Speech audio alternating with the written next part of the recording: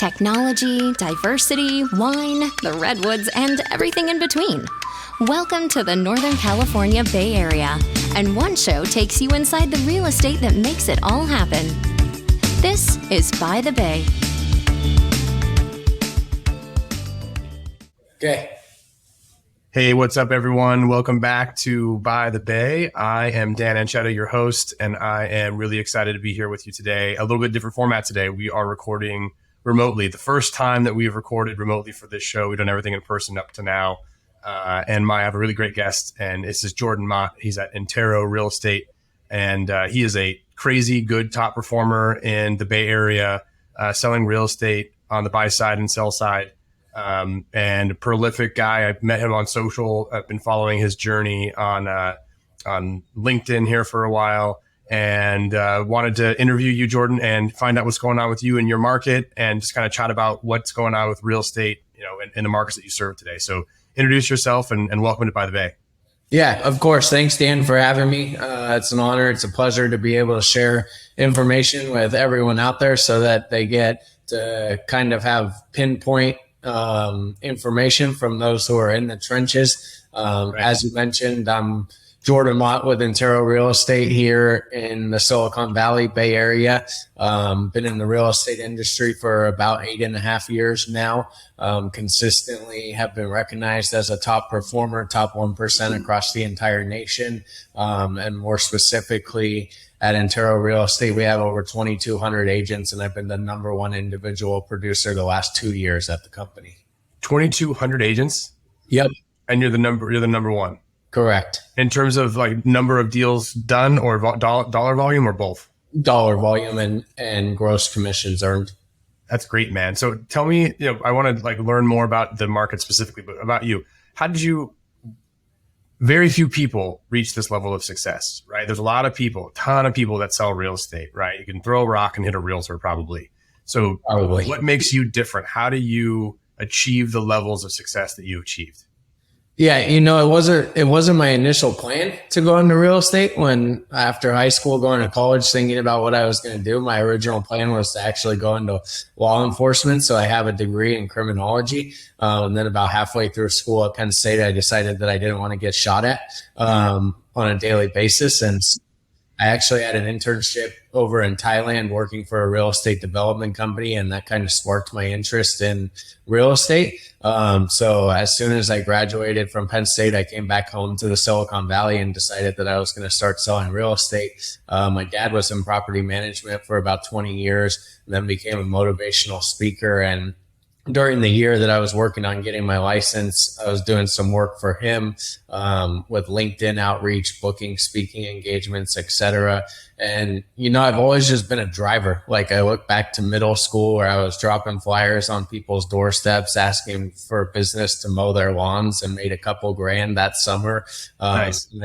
And I kind of thought that the whole real estate thing was very similar in regard to the fact that, okay, I just need to put my name in front of as many people as I possibly can, right? And provide them with the highest level of service. So it's not like in the real estate industry or it's not rocket science, right? We're not curing cancer. We're not doing any of that. I mean, how many people can I go put my name in front of that could potentially trust me to handle what for the majority of people are their biggest assets, right? Their homes and their properties.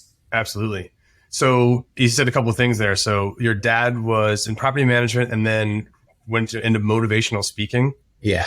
How was that growing up as the son of a motivational speaker? Did you get a pep talk every day? Did you when you played sports, was it hey, I'm going to pump you up and, know the right things to say and how to get you in the right mindset? How did that kind of influence the way that you approach your business? Well, I mean, that transition for him didn't take place until it was right around 2008, right, when we had the financial crisis. And so he didn't really go into that role until I was basically graduating high school, early college days. It was definitely interesting to see how he was impacting people and how he was spreading words of wisdom and motivation to people. But I don't think at a young age you ever want to listen to anything that your parents have to say. So I think the majority of it was going in one ear and right out the other, but definitely a positive impact as far as that's concerned. And it's is interesting today. He's actually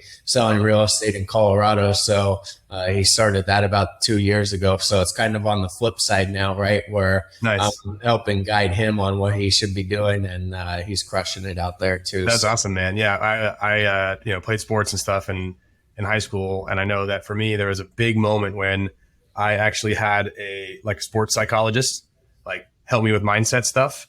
And I went from, being okay to being really good at in the sports that I did, mostly just around mindset. And I find that to be true in real estate business too. Having coming and approaching the day with the right mindset and being, ready to tackle whatever challenges come your way, and know that, you're doing the right things for your clients, and starting off with intention and all that stuff really impacts the way that the way that you're able to present yourself to your clients and win more business and help more families. Right. So talk to me about your current market. You're in the South Bay, right? Silicon Valley area. And that's obviously lots of big news happening down there right now with Silicon Valley Bank. And we don't have to get into that because that's just a whole can of worms. But what's the kind of vibe happening right now in your market in terms of the buyers and sellers that you're working with? Because you do both. You're heavily on the listing side, but you do help buyers as well. Yeah, it's probably about 60% listing side business and about 40% buyer side business. Okay. So it's pretty evenly balanced, to be honest with you. It's been an interesting 18 months, right? If we look back at it to the beginning of 2022, where we had the hottest real estate market that we've ever seen. Sales prices weren't making any sense based off comparables. You had people paying $1 million over the asking price. So it was crazy times. I think we all knew that a slowdown was going to potentially come.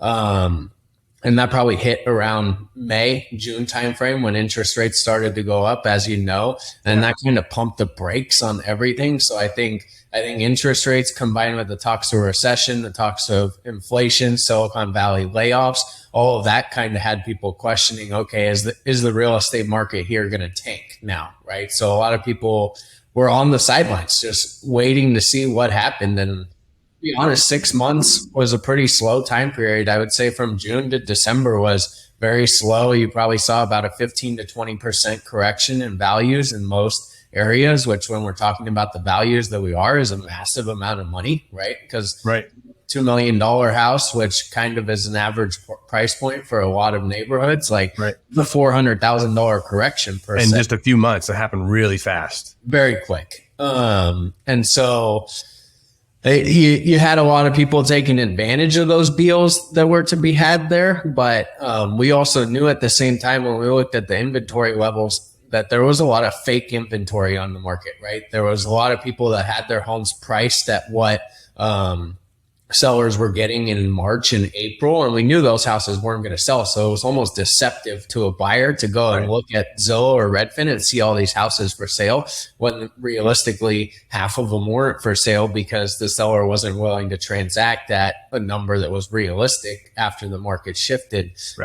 So turning into 2023, I mean, it's been a super strong year so far as we're concerned. I know that's not what you see the headlines talk about. You see houses are selling under asking price, the market's cooling, but almost everything, if it's priced correctly so far this year, has sold with multiple offers and above asking price. I don't think I've had a listing on the market more than 2 weeks this year. Well, that's great. I mean, I think that what you said is a really important caveat is it's priced correctly, right? And I think that, if you are dealing with old data or, clients who aren't listening to their real estate professional about hey, here's the reality of the market today. If you want to sell your house, this is what the value is, and they're going to listen to you or not. Are you super selective? How do those conversations go if you got a buyer, a seller who's I know in my heart that my house is worth $2.5 million, and you're actually it's worth 2.2. Do you just walk away from that deal if they're insistent on 2.5, or how do you handle those types of situations? Yeah, I mean, I think yesterday or the day before a listing presentation that I went on was a fantastic example. It was in Santa Clara, kind of new construction, rebuilt house, and everything indicated that the house is probably worth 2.2 to 2.3. And talking to the seller, he's like, "Well, I want 1,200 square foot," which came out to a price of 3.5, 3.6. And so I'm like, that all sounds good. Like, I'd love to sell your house for 3.6 million. That's just not real, right? Yeah, and I've never met a seller that told me that they want anything but the most amount of money possible, right? Right. At that point, I mean, that was a very quick listing presentation. It was about 10 minutes. I told them, I wish you the best of luck. Like, we're not going to be a fit to work together on this one, but keep me in mind if you do become more realistic. Because, I mean, I'm not in the business to put houses on the market. In the business to get houses sold and make sure that people are advised correctly, right? I mean, but there is a lot of agents who will go and tell people, oh yeah, we can get you that price just to get your listing, but ultimately you're setting yourself up. We know that we're just going to wind up asking you for a price reduction, 10 days from now or 5 but days. you're setting yourself up for failure in that regard. You waste a lot of time and energy. And I mean, something that I know is that your reputation in this industry is worth more than anything else, right? So 100%. That's super important to me. Yeah, that's right. Right on. Just a quick question on top of my mind. Who's on your team? What does your team look like? So my team looks like me, one full-time assistant.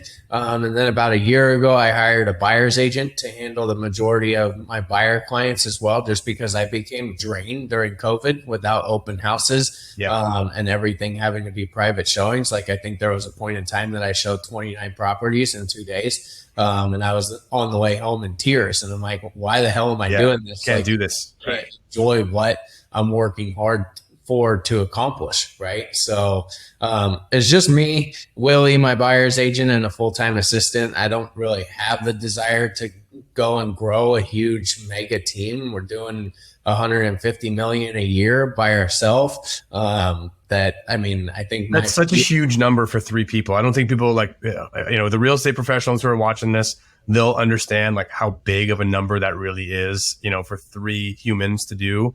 But that's an incredible amount of volume and an enormous amount of transactions.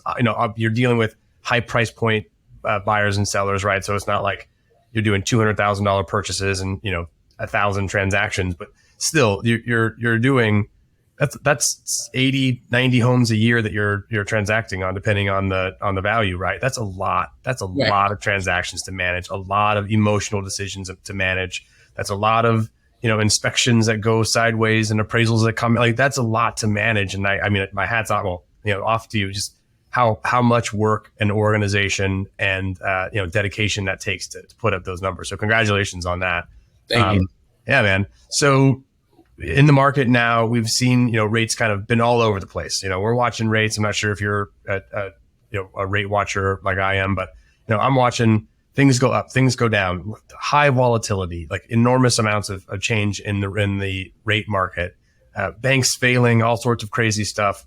So tell me what your buyers and sellers are thinking about right now. I'm sure you're fielding phone calls after this past weekend. 2 banks went out of business, were seized by the FDIC, and there's a lot of uncertainty about what's going on in the market and how that impacts real estate, because it's impacting the businesses that these people work at to make money to afford the real estate, right? Like, it's all connected. So give me the beat on what's happening with your clients right now in light of all this recent news. Yeah, I mean, you're 100% right.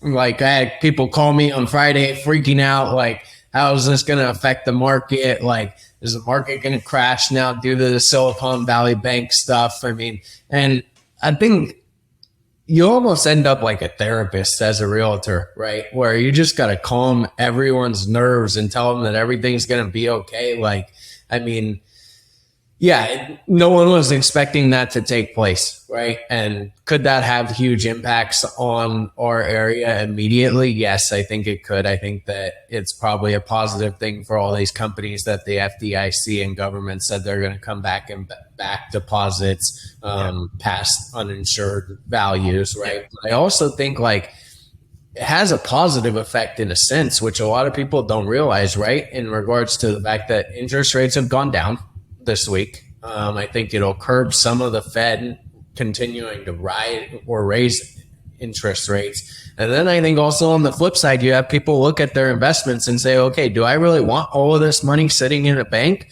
or do I want to go and put this into real estate, which there's a more secure investment associated with such, and I know exactly what's going on with my property. I mean, at the end of the day, you own the dirt, you own the building, and whether the market goes up or down, you still own that physical thing. And, unfortunately, all the shareholders, and a lot of them were employees of Silicon Valley Bank, they got wiped out, right? All of their equity in that bank is gone, and fortunes were lost, and that's super unfortunate. But you're right; it's good that the government came and backed the deposits and made sure that it's not really the depositor's burden to be on the hook for the downfall of the bank, right? Like they weren't the ones that decided to buy bonds and go long on all these investments and stuff, and that's a whole other show. But that was the right thing to do. It will be interesting how people's investment strategies change, how they diversify, differently. If they're going to wind up buying more real estate because of that, it's tangible, right? And it's something that, despite values going up and down, they own the real estate, they own the property, they own the cash flow that's generated from that, right? Especially in your market, like that's a super strong housing market, and there's a crazy high demand, not a ton of new construction to keep up with that demand, and price points that have just continued to accelerate, right? Overall. Right. Yeah. And I mean, real estate is kind of like stock, right? In a sense, right? It's going to go up, it's going to go down in value, but it really doesn't mean anything until it's time to go do something with it. Unless you're buying or selling, like the value doesn't really matter. Like it's a long-term investment. And like this was the conversation that we were having with people last year, right? Is that in times of fear and panic, those are the times that opportunities present themselves, right? Like, yeah, totally. I think that's exactly right. I think like right now we're seeing more opportunities for buyers who were kind of priced out of the market or pushed out of the market.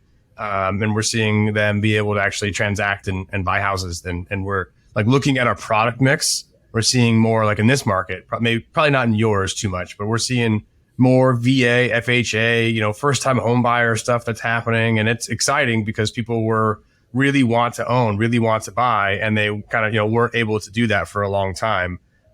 Just there's so much cash being pumped into the market, really qualified buyers that were trading out of houses and their, 3.5% interest rate into a new house at the same 3.5% interest rate. And so the rate didn't make a difference, but they were trading up to a much bigger house and affording more. So I think that's an exciting opportunity, in the marketplace. How does that translate in your area?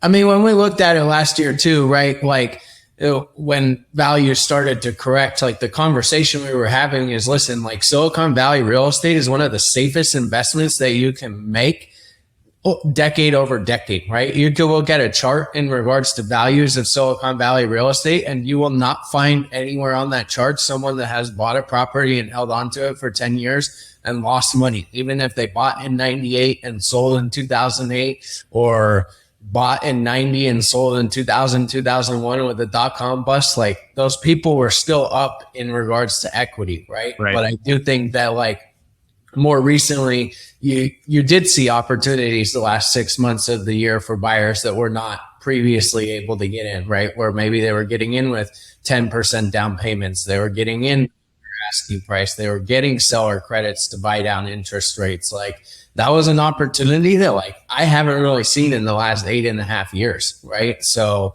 I think those who did act at that time period were very smart. Obviously, we're past that time period with multiple offers again and things selling over asking price. I don't think that will be like that all year. I think once we do see more inventory come to the market, that'll kind of mellow things out again. But I also question if we're going to see more inventory come to the market just based off the fact that if you're a potential seller thinking about moving, like, and you're reading these headlines, horrible time to sell, you're not going to go put your house on the market, nor are you going to probably call an agent to have a discussion about it. Like the sellers that are making moves are the ones that have to, right? The people that are getting divorced, the people that have outgrown their home, the people that are relocating for work. Like it's very situational based sellers right now, not price motivated sellers. It's good to hear. That's the feedback that I hear in the other markets that we work in, right? And we kind of do business up and down the West Coast. And that's exactly the same thing. And it's nice to know that that's happening in the higher price point, more luxury areas of the country, that it's still really driven off of life events And so if you're, a realtor looking at targeting, like, how do I find more listings? It's like those people who have those big life events, right? They're getting divorced, they're having a kid, they're moving for a job. It's all these big life changes that is kind of forcing people to move. Our experience is, we do annual client reviews. We're talking to our clients about their equity positions and how's the house working and all that sort of thing. And the feedback we were getting from our clients is, we like the house, but we love the rate. Right. We love the rate. We love the payment. Now, could we use another bedroom? Sure. But are we going to trade all of our debt at 3% for a different loan at 7% or 6% for one additional bedroom? Now, we're going to live with this as it is for now, or try to add on or pull equity out or do other things to, overcome those limitations of the house, or they didn't buy like the perfect house for them. We had clients before that were like moving from in a similar neighborhood from one house to another because they wanted a pool, and but they're just trading the rate for rate, and it didn't make a difference, and the property taxes were going to be about the same, and they really wanted that. That's great. Like that worked out really well for them. That same decision is not going to get made today if they're trading $1 million of debt at 3% for $1 million of debt at 7%, right? Like that. Right. Just and you're kind of tied. Like a lot of sellers have their hands tied behind their back, right? They're sitting on all this equity, but they don't want to do anything with it because if they go and sell, they're subject to capital gains, or they have their new property tax base, or like you said, maybe they refied and have a solid interest rate that they don't want to get rid of. So, I think we're always going to have an inventory shortage based off those factors. And we don't have new housing being built. I think that you might see some inventory open up if the federal government does go and change capital gains restrictions. I know that there's been some talks in regards to upping the primary residence exclusion to $1 million as far as capital gains is concerned, if it's been your primary for 2 out of the past 5 years. I think that'll open up some inventory and at least give some people some freedom to go do something. But no one likes paying a ton of taxes, right? So once you look at the tax consequence of selling, like, these people want to move, but they're also not going to give away all that money just to do so.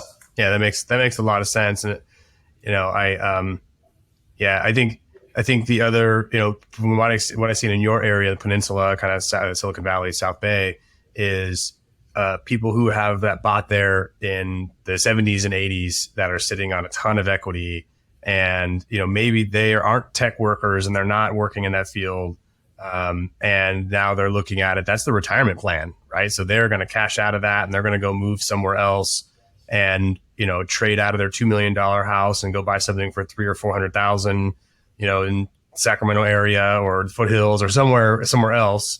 And then the equity that they built up in that house is retirement. That's the whole plan. Yeah, 100%. Right. So, that market is very specific, and has it's very unique in that it's backed by the big engine of all the innovation and technology and the high paid workers that are down there that want to live nearby and so on. Have you seen? I've heard different stories. Have you seen an outflux of people who can now work remotely that are leaving the area? Or are they just being backfilled by other people? What type of inflows and outflows are you seeing with the way that we're working differently now? Yeah, to be honest, during COVID, we saw it open up a lot of different areas for people, right? Okay, maybe they're going to Morgan Hill, which is an hour away from Google headquarters, or they're going up the East Bay to Livermore, Pleasanton, because they can get more for their money. Also saw a lot of people relocate to the Tahoe area, right? I know that market exploded during COVID, but I think people are starting to realize, okay, we're going back to a hybrid model. We have to be in the office 3 days a week or whatever it is, that they're starting to come back. And I think more so than anything right now is all the layoffs, right? And it's not only hitting people that are new, to those companies. I just had a listing presentation with someone that was at Google for 18 years. And he said that he was part of those layoffs. Yeah. So, it hits those people. There's no question about that. But I think standing right at the door when those people leave, there's someone else that's qualified to purchase a house that does have confidence in their job stability. So, I mean, even with the layoffs taking place, like, surprisingly, you don't hear like that the market is crashing because of this. But I mean, again, news headlines are misleading, right? Because you go and read this article about Google closing 500,000 square feet of office space. But if you actually read into the article, it was office space that they had never actually occupied, but had a lease on, right? So, I mean, the news headlines scare the crap out of people. And most people in modern day society, all they do is read the headline and they think that they know the whole article. They're not actually going to go read what's within it. Right. No, totally true. Right. You read you read the headline and maybe, skim the first paragraph or two, and then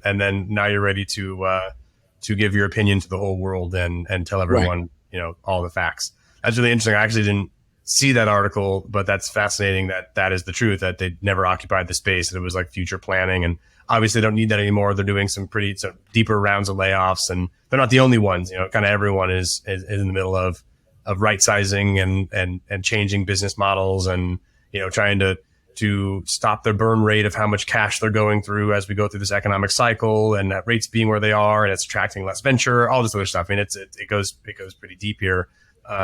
But is interesting to know that it's, despite that happening, you being the number one agent in the area are still seeing, so you get a lot more at bats than most other people in terms of seeing transactions happen. Like your firsthand experience knowledge is that there's still multiple, if the house is priced right, there's multiple offers. It's a competitive market. You got to bring your A game. There's no, it's back to being super competitive. And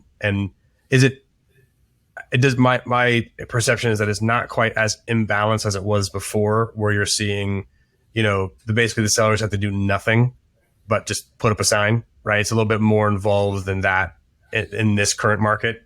Yeah, I mean, I think there's additional things that we're doing as far as prep work is concerned, right? With our inspections, taking care of items that need to be addressed, right? Where in the beginning of 2022, 2021, like, I'm convinced a 2-year-old could have put a for sale sign up in the front yard just like they would a lemonade stand, and they'd have multiple offers on the property. Top agent award right there, rookie of the year, right? Exactly. I think transaction count is definitely down based off the inventory levels the way that they are. So I think that's tough on a lot of agents, but a lot of agents have been in this industry for 3, 4, 5 years and haven't seen a down market, right? So I think you're going to see a lot of people leave the industry as well. 100%. But a lot of hobbyists will go, right? Because it's hard work. It's a dogfight on all these deals. And I guess it points to the fact that, you haven't slowed, right? And that's because you're a top performer, that you're high in demand, people want to work with you. And we just see that, 80% of the business is done by the top 20% of agents out there. And it's probably going to skew even more to be, 90% of the business is done by the top 10% of people out there, because they're the ones who can survive and have planned and saved and have a war chest, and they're ready to go and survive a down market as this kind of progresses and we enter a recession or whatever's going to happen next. Right. But I also think that a lot of people do 2 or 3 deals a year just based off the people that they know and they're comfortable with. But a lot of agents don't necessarily look at this like a business, where in regards to continuing to grow, you have to invest in your business to get to certain points, right? I was doing 50, 55 deals without investing money into my business, and I realized that I was going to be stagnant at that point. That was probably where I could reach without actually putting an investment into my business. So I mean, these days we have 130,000 mailers that go out every month, which, I mean, that's a $25,000 to $30,000 a month marketing spend, but that's what you got to do to continue to stay in front of people, right? 130,000 mailers a month. Yeah. That's a whole new level, right? That is a major financial investment every single month. And, that's that. So that, and what else have you done besides the mailers? Yeah. I mean, so obviously I wasn't doing that at the very beginning. No, this is you got to get years and cash flow and, have a business plan ahead of you, right? Right. But at the beginning, when I was brand new, I realized that I could put my name out there very inexpensively with just my labor, right? At 4:35 a.m. in the morning, I was dropping flyers on people's doorsteps and would make sure that I had 500 flyers dropped on people's doorsteps before I was in the office at 9 a.m. So, I mean, it's kind of just the evolution of that, right? To a point where now I can do it with a broader reach and cost effective, or not necessarily cost effectively, but I have the money to invest back into my business and have a wider reach, right? But there's things you could definitely do very strategically at the beginning of your career to grow that are cost effective. Yeah. And for most people who are just getting started, they don't have to do, 150 transactions in a year. And most people, to replace the income that they're coming off of, right, it's probably a dozen transactions, like 1 a month, 2 a month is going to be way more than making a living, right? Like that's, right. So that's where people, I think, get to where they're just doing friends and family, their close sphere of influence, past clients from whatever career they came from, or their old coworkers. These are the kind of the trends that we see commonly. But you scaled to a place where you're a household name in the community. People are getting your mailers every month. You're showing up on their doorstep. You're, living on a magnet on the refrigerator, and like whatever else you're doing to be top of mind all the time. And then you back it up with a social presence and your proof of production and all these other things that basically scream out to the world. Like, if you want a professional realtor in this area, I am the one who is selling and transacting on real estate. I know what's happening. And, you can try. All these other people have trusted me and I've performed well for them, and you can trust me too. Right. And that's like that big scaling moment that you've got to get to, where you hire that buyer agent, you have that full-time assistant, so that you stay in that zone of, doing what you do best, which is, I'm assuming, listing presentations, buyer consultations, negotiations, and putting deals together, not necessarily being the one to fill out every last form and, put together hazard disclosures. Right. And I think that's important to touch on, right? Is it's not something that was built overnight, like no successful business is, right? So, I mean, year one, I did 8 deals. Year two, I did 12 deals. And then I think the breaking through point was year 2 to year 3, where I jumped from 12 to 41. Which everyone's like, okay, what happened in that year? But it was accumulation of all the efforts that were put in year 1 and year 2 that started to materialize. And a lot of the stuff that we did was cost effective, right? We were dropping flyers on people's doorsteps. We were pegging social media. Like, my LinkedIn network is over 20,000 people these days. And there's a lot of business that does come from that. And it's just repetition, where on any of my social media channels, you'll see that every post says, I'm never too busy for your referrals, and people come to recognize that, right? So, I mean, keeping yourself top of mind is super important when we're in a people industry. Like, people want to work with people that they're attracted to, that they know is going to provide them with the best level of service. And like I said, for the majority of people, we're dealing with their biggest assets, their homes and their properties. So it's important that they be treated as such. 100%. So people do want to follow you on social. We'll put the information in the show notes, but why don't you tell everyone where to follow you, like what social channels that you're really working. LinkedIn, you mentioned. Yeah, LinkedIn is a good one. And then Instagram, Realtor Jordan Mott, is a good one to go and follow me. I mean, it's going to be the same content across all platforms. So either one of those work, but yeah. Cool, man. Well, hey, I appreciate your time today, and looking forward to connecting with you again sometime soon. And if anyone's in your area that wants to reach out, we'll make sure they get in touch with you. And appreciate you being on By the Bay, and we'll talk sometime soon. Yeah, absolutely. Thanks for having me, Dan. Right on. Thanks, Jordan.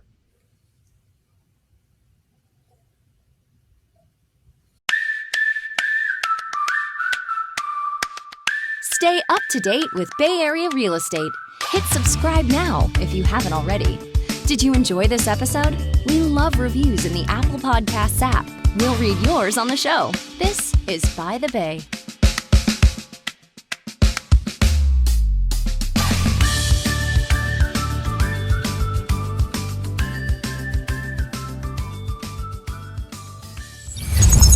Lending Ear Media.